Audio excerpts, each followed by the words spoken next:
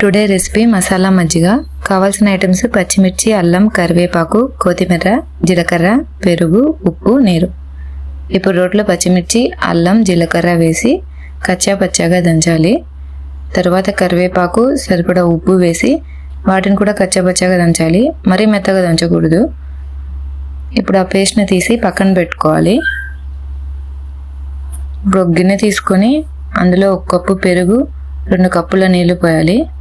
పెరుగు మనం ఇంట్లో తయారు చేసుకున్నైనా సరే, మార్కెట్లో దొరికేదైనా సరే వేసి మొత్తం మిక్స్ అయ్యేంత వరకు కలపాలి.